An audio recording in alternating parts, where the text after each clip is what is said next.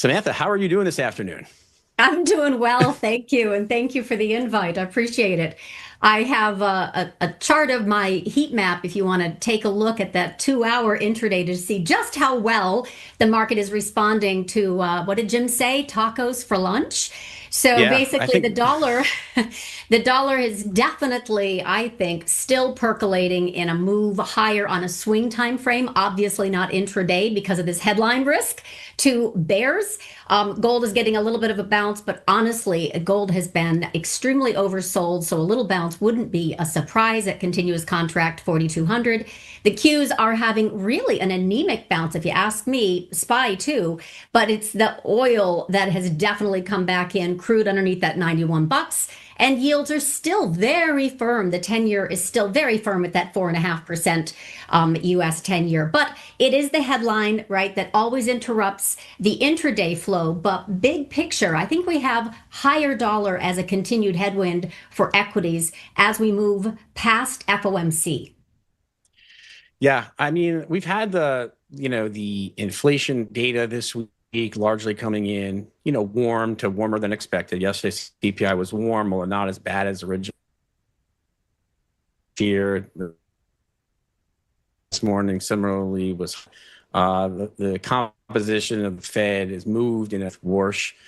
As far as the dollar is concerned, we kind of mentioned this morning, like dollar yen has been, Mm. very strong, is really eliminated most of the, support from the intervention that's gone on over the course of the last couple of months here. I know you've written and talked a lot about dollar yen. Maybe you could help us understand kind of why do you think dollar yen has been such a focus for you, and how is it impacting cross asset pricing? And then what are the implications here as we head into the Fed meeting, we head into the BOJ meeting next week, and kind of the potential unwinds that could happen? Well, we've already had one of them. So I definitely did talk about, let me just move this out of the way. Last week, in fact, if I can get all the way back up, I posted for clients a dispersion unwind meets yen carry trade unwind coming to a theater near you on June 2nd. So we literally hit a high on a gap up with software and the South Korean ETF on that Monday, June 1st. Had an inkling we were getting too frothy and needed to come down. But honestly, we've only come down about 15% in the SOX, SOXX, after a 100% advance from the March 30th lows. So I think some would call that, bulls, many would call that just a flesh wound. But the point that I wanted to make wasn't just that dispersion trading was about ready to unwind, which it did, but also Bank of Japan. So we know that it's not a question, and I wrote this basically. Japan's intervention is not working, and this is very important because if you kind of look, you can see that large amounts of intervention for the month of May produced a very, very minimal effect in supporting the yen. Very little. I mean, collectively, they have not been able to make a difference. And I believe that once we get above 161, oops, sorry, that's not what I wanted to show. Once we get above 161 in the dollar yen, we're actually going to have yen free fall risk. So right now, it is definitely something that Besant is trying to also get the Bank of Japan to intervene and hike sooner in June. But the problem is that Ueda just went into the hospital, and maybe they do postpone it until July. I see July as the risk, as also the yen dollar oil squeeze. We, in fact, Craig, you and I did a macro to micro power hour on June 19th of 2024 together. And we actually timed it with precision before that yen carry trade pulled back aggressively in July into the bottom of August 5th, where VIX spiked to 65, right? It was 3.5 weeks. And we had a massive move in short duration, which was the Nasdaq, fell 15%. Nvidia fell 25%. The semis fell. No, semis fell. SMH fell 25%. Nvidia fell 35% from a year yen carry trade unwind. Yeah. So right now the risk is more kind of yen and free fall area. So I think that this is actually a big deal that that bears watching as we move forward into July and August. Yeah, and if you think about the AI trade now versus back then, I mean, positioning is much longer than it was back then. Valuation is much more aggressive than it was back then.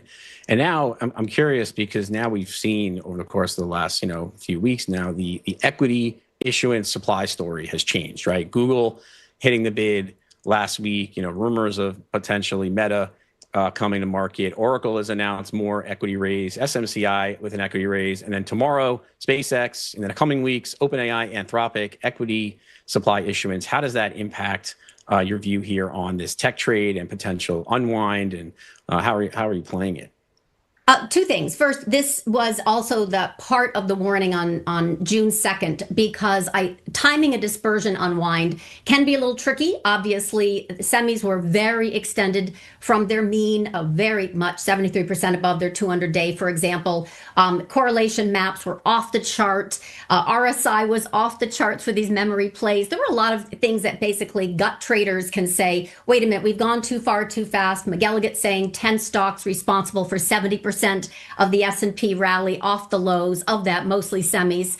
But the thing that caught my attention was the same thing that caught my attention when we did our webinar in July of 2024. At the time, NVIDIA stock was screaming higher, right? It was call buying extravaganza, and more calls were trading in NVIDIA than SPY and Qs combined. And most recently, I just saw this and put this in my June 2nd client post that Micron is trading more premium than SPY and Qs. So that was another kind of reason why I was getting bearish into this most recent unwind. But moving forward, now we're coming into Fed Chair Warsh's first FOMC meeting. And I think it's going to put a short-term bottom in this pullback. And then we'll see how far he can actually take it to talk about basically the things that the market still wants to hear. Rate cuts, not likely, they're inflationary, right? Fed liquidity, that's something he wants to unwind. So I'm actually wondering very much if we're going to get more talk from Warsh on bank deregulation. I think that would absolutely spur the bulls into action and cause a very sudden move higher in markets. I think later it will get faded in July, August, but for right now, that's how I'm sizing it up. We're going to go down one more time. SpaceX, I think, will be kind of a test for the bulls right now. And then we'll basically, I think, head down to, after a bounce, sorry about that, I wanted to show you this one, and I don't know where or what is being shown, but after we get this lovely little bounce in FOMC, I think we are going to roll over and NASDAQ is going to come back in composite into about 24,000, which is the October high, if you recall. Right. I'm curious. Now that we wasn't going to necessarily talk about a geopolitical deal, but to the extent that this is actually a deal, and I know the president has mentioned this 39 times already, so have to take everything with a grain of salt. But assuming that it is a deal, I have been concerned that. Not necessarily concerned, but felt like if we got a deal and oil fell and bonds rallied, that would accelerate this rotation out of the AI winning stories into other areas. Do you see it similarly, and can that exacerbate this unwind trade? So we get the BOJ and dollar yen stuff, and then we also get the world peace trade, and together, that accelerates the unwind of that dispersion. Yeah, I definitely am not putting much faith in a ceasefire of any means. I mean, I think it's pretty clear that the Trump-Netanyahu plan, and it's a long game. So I think we're going to see more and more geopolitical risk and escalation, through the rest of the year. But I do pay attention to credit spreads. And right now, they're absolutely on their lows. There's no question about that. But a dollar that moves higher, even if oil moves lower, and oil's also very easy to manipulate. You've seen, and I'm sure talked about the insider trading in the oil futures market. Yes. So a dollar, even though Trump says he can control it like a yo-yo, I think is the bigger risk. And in fact, I have a great chart for that I think is showing a bigger picture of how the dollar moving up this particular summer will cause some more headwinds on top of what the Bank of Japan has to do. It's not a question of when, if, just when they're going to hike. On top of the AI dispersion unwind that's already in play. It's already started, right? So I think we can have oil come back and dollars still move higher, yields stay very sticky, stagflation risks and geopolitical risk and war escalation risk and AI unwind risks all come this summer for a typical seasonality summer storm, because that's typically what happens, right? Leading into the midterms, we have a pullback, and then it gets bought and we move higher, into the end of the year type of thing. Also into a new Fed chair coming in. There's always a greeting of, hey, nice to meet you, prove it. How are you going to get rates down? And that's actually the biggest policy intervention trigger I'm looking for right now, since I don't see a lot of confidence in junk or high yield bond technical charts, but I definitely don't see them, they're at the lows, multi-decade lows. But I think that's going to be a risk as dollar moves higher, and Fed Warsh is trying to put in play some policies that are going to suppress rising rates. And I think that's going to be very hard outside of bank deregulation. Yeah. Where do you see oil going? So, I mean, if we have a situation where the strait remains, strained, open but strained, let's say, and the timeline to bringing barrels back on the market just kind of continues to take longer, where do you see oil heading back to? Okay, so I am big picture, this swing trend time frame, right? So this intraday play of supply shortages, deficits, in fact, SPR at 1987 bottoms, and the Jeff Currys of the world, barrel counting and warning. I'm more focused right now on how else to play a rising and sticky oil regime, rising and sticky yield regime, and rising and sticky dollar regime. So I think that dollar yen above 161 is going to be a headwind. I think oil, crude, I have a chart right now on a monthly time frame, has done a fabulous job of coming up off the bottom even before the first bomb fell on February 28th. This is, a MACD down here, and you can see we gapped up, and we've been really in a trading range, roughly 80 to 120, with a snaking action around 90. This is a very bullish chart still. There's no momentum that has left this trade, and of course all of the other warnings. But ultimately, they can tap it back down. They have the, we talk about this. They can manipulate the futures market, suppress volatility, even dollar swap intervention. Not to mention lots of bond yield policy intervention, which I think the bank deregulation might be at the top of the bunch. But I don't really think oil is the best way to play it. I think USD JPY screaming above 161 is the line in the sand we need to kind of watch, and 4.8% in the 10-year yield. Yeah. Where does gold fit into this? I mean, gold has really been struggling. It's kind of been without a positive narrative amidst higher yields, higher real rates, sticky inflation, tightening central banks. Gold has been under duress for sure. What are your thoughts here on precious metals? This was my bet. So, I run a live trading room. So we caught that on January 29th. I had written just an article on the 22nd saying, this is, by the way, very like the AI trade of late. You need oxygen very much to fuel a fire. And that call buying extravaganza of chasing precious metals, very much like the recent memory, chase. If you don't contain in other words, you cannot have a synthetic rally stall. As soon as you do, collapse in IV. And that's what happened with gold and silver back in January of this year. At the 39% peak to trough in 2 days for silver, 16% peak to trough in gold. So all those first, last in are the first out for the chasers. The trend long folks don't care. And then, of course, the swing traders are like, when does it go up again? When does it go up again? And my bet was like, no, that's going to frighten the investors completely out of this for a while. And then what happened? We had oil take center stage, and gold wasn't the shiny thing anymore. Oil rose aggressively on the Iran war, and gold fell out of favor as a momentum trade. And also Turkey started selling gold. Russia started selling gold. So you had that rotation out of gold into oil.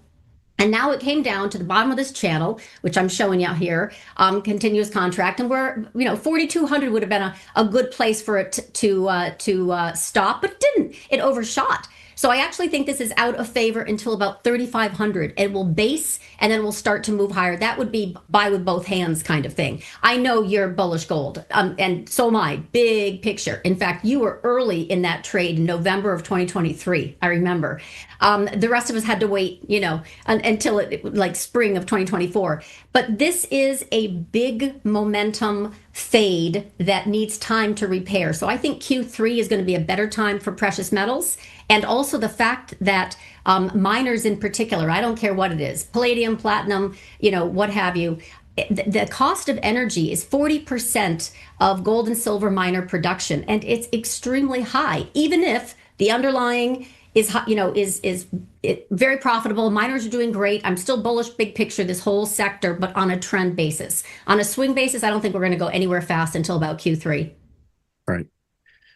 Got a couple minutes left here, but many people in the room are, shorter term in nature, futures traders. Kind of from your perspective here, on a more of a near term basis, what's the trade? What's the macro high conviction idea to leave people with here this afternoon? I'm going to stop sharing this because I have basically a lower QQQ short that has not triggered yet. So basically I set up that last week with the rollover in software and South Korea and the market pulling back on a dispersion unwind only into FOMC. So my price targets for the most part have hit. We have one more event, which is SpaceX, obviously pricing tonight, launch tomorrow. I think we're going to have one more QQQ tag lower. And my specific level is, if I can find it, it is, hold on. Oh yeah, sure. It is. Sorry for the delay. I got it. It's somewhere in here. Basically, because I closed my charting software so it wouldn't be like all over the place. I think we're going to hit that. So sorry. This is awkward. I'm trying to find it. There it is. Nope, that's not it.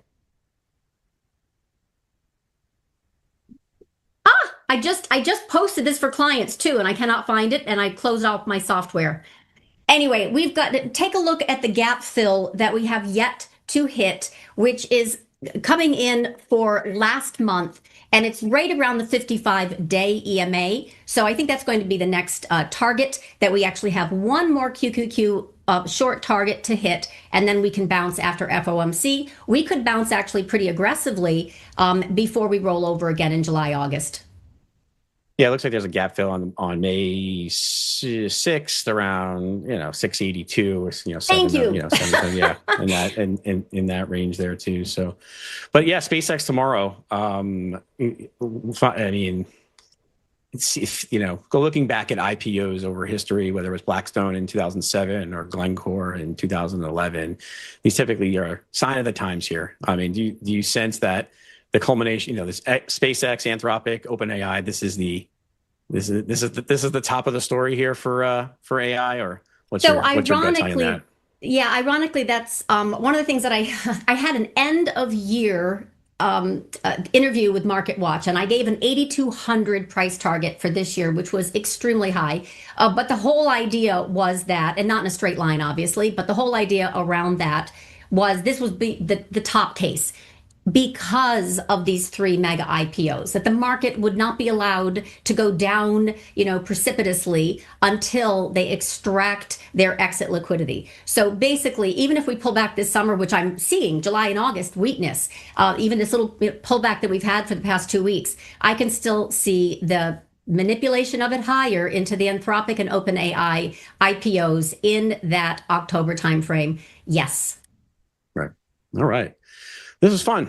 I appreciate it. It was great catching up with you as always. Oh, the president throwing us a little bit of a curveball there with news of an imminent deal for the 39th time while we were on the air. But everyone check out Samantha, what she's doing on X and in her trading room. It's great. I used to work with Samantha pretty closely, and so love what you do, obviously, over at LaDuc Trading. So thanks again for joining me this afternoon. Thank you. My pleasure. Join Club to trade with Samantha. Scan this QR code or click the link in the description.